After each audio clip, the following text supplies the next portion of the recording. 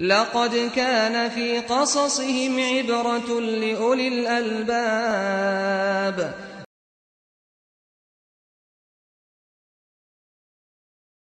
الحمد للہ والصلاة والسلام علی رسول اللہ وعلی آلہ وصحبہ وموالا۔ محترم بھائیوں اور بزرگوں، السلام علیکم ورحمۃ اللہ وبرکاتہ۔ قرآنی قصوں میں سے آج ہم قارون کا قصہ سنیں گے۔ قارون حضرت موسیٰ علیہ السلام کے زمانے میں تھا، اور کہا جاتا ہے کہ حضرت موسیٰ علیہ السلام کا چچیرا بھائی تھا، یعنی بنو اسرائیل سے اس کا تعلق تھا۔ لیکن ہر زمانے میں ایسا ہوتا ہے کہ جو حکومت کرنے والی جماعت ہوتی ہے، کمزور لوگوں میں سے کچھ لوگوں کو اپنے قریب کرتی ہے اور ان کو خوب نوازتی ہے تاکہ ان کے ذریعہ اپنا مفاد حاصل کیا جا سکے۔ تو فرعون نے ایسا ہی کیا تھا کہ بنو اسرائیل میں سے قارون کو اپنے قریب کر لیا تھا اور اس کو خوب نوازا تھا، جس کی وجہ سے قارون بہت مالدار انسان بن گیا تھا۔ یعنی قارون اگرچہ بنو اسرائیل سے تھا، لیکن حضرت موسیٰ علیہ السلام سے سرکشی اختیار کی تھی اور فرعون کے ساتھ، قبطیوں کے ساتھ مل گیا تھا۔ حضرت موسیٰ علیہ السلام سے وہ جلن رکھتا تھا، حسد کرتا تھا، یہاں تک کہ ایک دن اس نے حضرت موسیٰ علیہ السلام کو بدنام کرنے کے لیے ایک عورت کو تیار کیا پیسے دے کر کے، اور یہ کہا اس کو کہ تم لوگوں سے یہ کہو کہ موسیٰ علیہ السلام نے میرے ساتھ بدکاری کی ہے۔ چنانچہ اس عورت نے جب یہ بات کہی اور حضرت موسیٰ علیہ السلام تک یہ پیغام پہنچا، تو حضرت موسیٰ علیہ السلام نے اللہ تعالیٰ سے دعا کی۔ چنانچہ اس عورت پر ایسی آفت آئی کہ خود اس عورت نے اقرار کیا کہ جو کچھ بھی ہوا ہے اس میں حضرت موسیٰ علیہ السلام کی کوئی غلطی نہیں ہے، بس قارون نے مجھے پیسے دے کر کے تیار کیا تھا کہ میں ایسا بولوں۔ تو اس ناحیہ سے حضرت موسیٰ علیہ السلام کو بدنام کرنے کے لیے قارون نے جو سازش رچی تھی اس میں وہ ناکام ہوا۔ برکیف قارون کو اللہ تعالیٰ نے بہت زیادہ مال اور دولت سے نوازا تھا۔ اللہ تعالیٰ نے اس کی دولت کے بارے میں بیان فرمایا، ما ان مفاتحہ لتنوء بالعصبۃ اولی القوہ۔ 10 سے 7 کے قریب کے لوگوں پہ العصبہ کا اطلاق ہوتا ہے، تو گویا کہ اس کے جو خزانے کی چابیاں تھیں انہیں اٹھانے کے لیے کئی طاقتور لوگوں کی ضرورت ہوتی تھی۔ تو اس سے اندازہ لگایا جا سکتا ہے کہ قارون کتنا مالدار انسان تھا۔ وہ اصل میں اپنی دولت پر گھمنڈ کرتا تھا، اسے اپنی دولت پر گھمنڈ تھا۔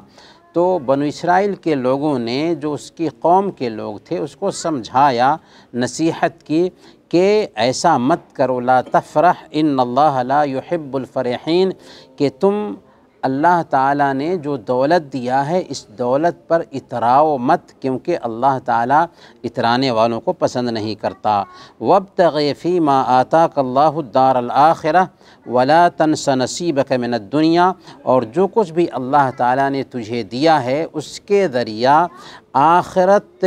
کا حصہ حاصل کرنے کی کوشش کرو۔ یعنی اللہ تعالیٰ نے تم کو دیا ہے تو اس مال کے ذریعہ آخرت کو بنانے کی کوشش کرو اور آخرت کو سنوارنے کی کوشش کرو۔ لیکن اس کا مطلب یہ نہیں ہے کہ آخرت کو بنانے کے چکر میں دنیا کو ہی بھول جاؤ، نہیں، دنیا کا بھی خیال رکھو، دنیا بھی حاصل کرو، لیکن اس مال کے ذریعہ آخرت کو بنانے کی کوشش کرو۔ یعنی اللہ نے تم کو مال دیا ہے تو مال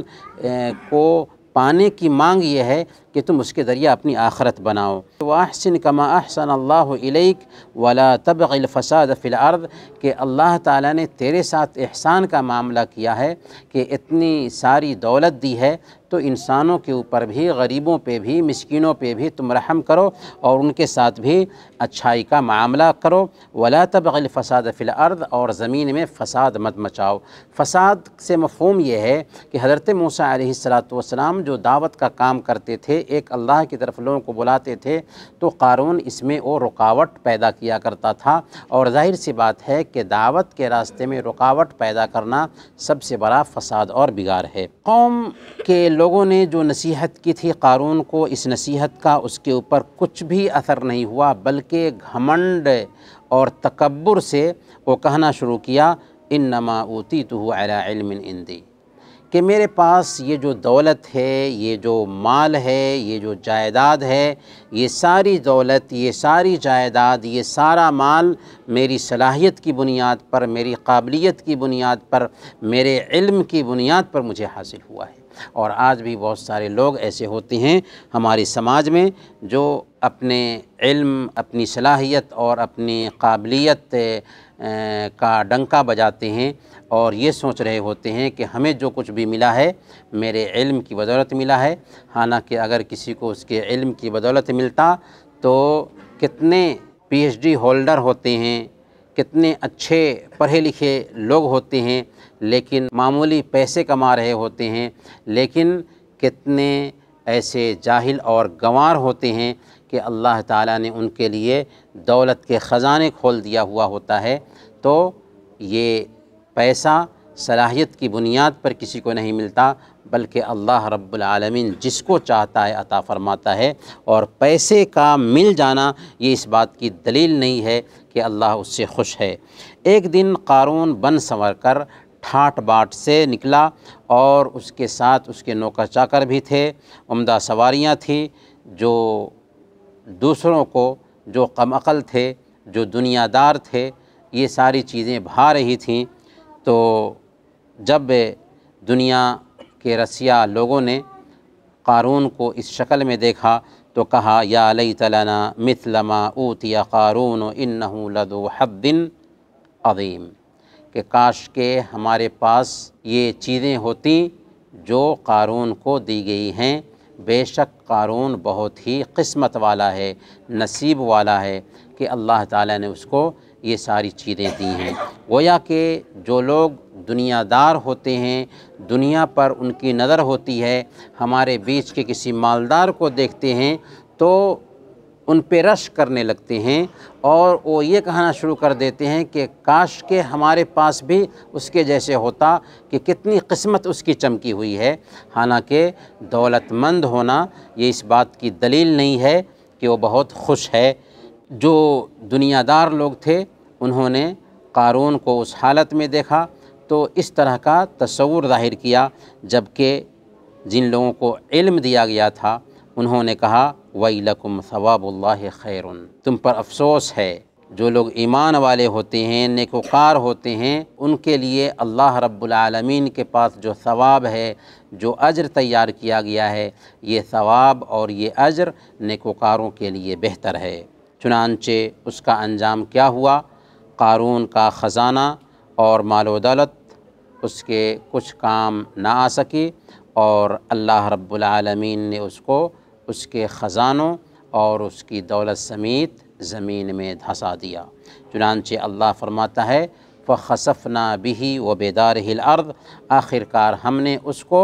اس کے گھر سمیت، خزانے سمیت اس کے گھر میں ہی اس کو دھسا دیا۔ گویا کہ اللہ رب العالمین نے قارون کو اس کے تکبر اور اس کے گھمنڈ کی سزا دنیا والوں کے سامنے ہی دے دی۔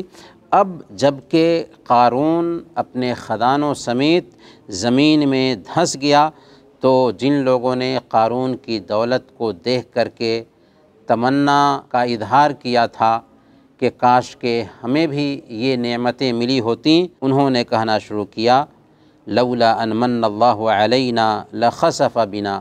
کہ اگر اللہ تعالیٰ نے ہم پر احسان نہ کیا ہوتا تو ہمیں بھی زمین میں اللہ تعالیٰ دھسا دیتا۔ اس قصے سے ہمیں کیا سمجھ میں آتا ہے؟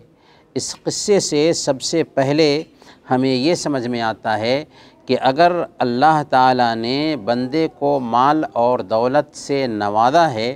اور اس مال کا وہ حق ادا نہیں کرتا ہے تو سمجھ لیجئے کہ یہ مال اور دولت اس کے لیے وبال جان ہے۔ اسی طریقے سے اس سے یہ بھی سمجھ میں آتا ہے کہ مال کا ملنا یہ اس بات کی دلیل نہیں ہے کہ اللہ تعالی ہم سے خوش ہے اس لیے ہمیں خوب مال دے رہا ہے، ایسا نہیں ہے۔ اسی لیے اللہ تعالیٰ سورہ المؤمنون آیت نمبر 55 اور 56 میں بیان فرماتا ہے اَيَحْسَبُونَ أَنَّمَا نُمِدُّهُمْ بِهِ مِن مَالٍ وَبَنِينَ نُسَارِعُ لَهُمْ فِي الْخَيْرَاتِ بَل لَّا يَشْعُرُونَ، کیا یہ سمجھتے ہیں کہ ہم ان کو جو مال میں فراوانی عطا کر رہے ہیں اور زیادہ سے زیادہ اولاد سے نواز رہے ہیں تو اس کی وجہ سے ہم ان کو نعمتیں دینے میں جلدی کر رہے ہیں؟ بل لا یشعرون، نہیں، ایسا نہیں ہے، بلکہ وہ سمجھتے نہیں ہیں۔ تو میرے بھائیوں یاد رکھیں، اگر اللہ تعالیٰ کسی کو مال زیادہ سے زیادہ دیتا ہے تو یہ اس بات کی دلیل نہیں ہوتی کہ اللہ اس سے خوش ہے یا اللہ رب العالمین اس کو نعمت دے رہا ہے، بلکہ یہ بسا اوقات اس کے لیے استدراج ہوتا ہے، ڈھیل ہوتی ہے، اور اللہ تعالیٰ اس کے بعد اپنی رسی کھینچتا ہے۔ اور اس سے آخری سبق یہ بھی ملتا ہے کہ گناہوں کی سزا مل کر رہتی ہے۔ ایک انسان پیسے ہو جاتے ہیں تو اس میں اترانے لگتا ہے اور انسانوں کا خیال نہیں رکھتا اور یہ سمجھتا ہے کہ جو کچھ اسے ملا ہے اس کی صلاحیت کی بنیاد پر ملا ہے، یہاں تک کہ ایک وقت آتا ہے کہ وہ سارے پیسے جاتے رہتے ہیں اور بندہ قلاش ہو جاتا ہے۔ یہ اللہ رب العالمین کا عذاب ہوتا ہے جو بسا اوقات اس کے اوپر اترتا ہے اور اس کو اس کا احساس بھی نہیں ہوتا۔ اللہ نے فرمایا فَكُلًّا أَخَذْنَا بِذَنبِهِ، مردود اقوام کا ذکر کرتے ہوئے اللہ نے کہا کہ ان سب کو ہم نے ان کے گناہوں کی وجہ سے پکڑا۔ تو ایک انسان جب زندگی میں گناہ کرتا ہے تو اس کی سزا مل کر کے رہتی ہے، کبھی اس کو شعور ہو پاتا ہے اور کبھی اس کا شعور بھی نہیں ہوتا۔ وصلی اللہ علی نبینا محمد وعلی آلہ وصحبہ اجمعین۔